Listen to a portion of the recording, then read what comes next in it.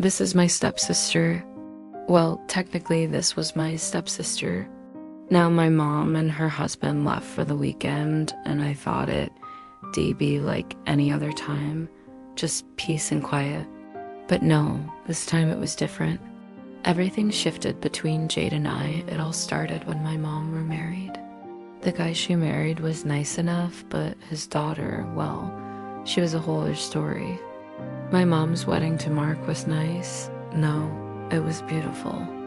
And Jade, she looked beautiful too, even though she kept to herself mostly. She was a year or two older than me, quiet, distant, the kind of person who carries silence like armor. We'd seen each other around campus before, but we'd never really talked. When she moved in, I thought we'd just coexist. I didn't expect to feel anything, but I did. Her room was right across the hall from mine. The first night she stayed over, I heard her voice through the wall, low and intimate, like she was talking to herself. I tried to ignore it, to brush off the strange pull I felt toward her, but I couldn't. For a while, we kept to ourselves, polite hellos, closed doors, parallel routines. But one afternoon, I found myself lingering outside her door. I don't know why I was even there, and then the door opened. Jade stood there, eyes wary but soft. There was tension there, unspoken, confusing, but she stepped aside and invited me in.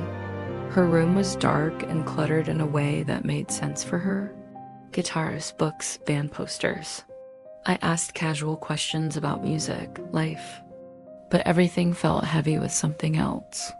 I could feel it in her silences and mine. Finally, she said something that stuck. "It's weird being here." I nodded because I felt it too. New house, new family, and now this tension. We didn't know what to call it. That tension didn't go away. It just simmered. Glances turned into stares.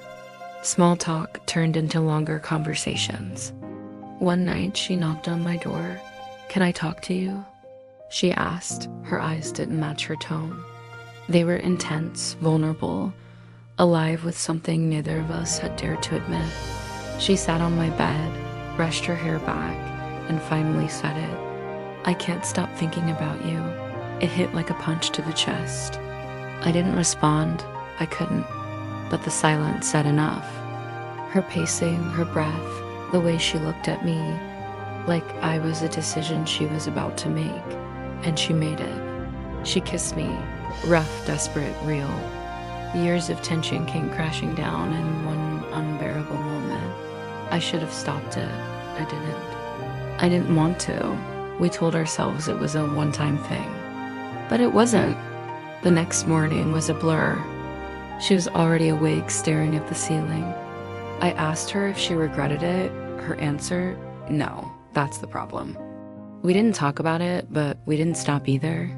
Every time our parents left for the weekend, it happened again and again. It became our pattern. By day, we were stepsisters, joking, distant, pretending nothing had changed. By night, when the house was ours, we became something else entirely. It always started the same way, a look, a pause, a brush of hands. She'd open my door, her expression unreadable but full of fire, and I never stopped her. I never could. Each time was more intense, more impossible to deny. And every time we swore it was the last, but it never was.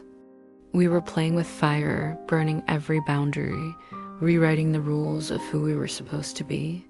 But when the sun rose, we acted like nothing happened.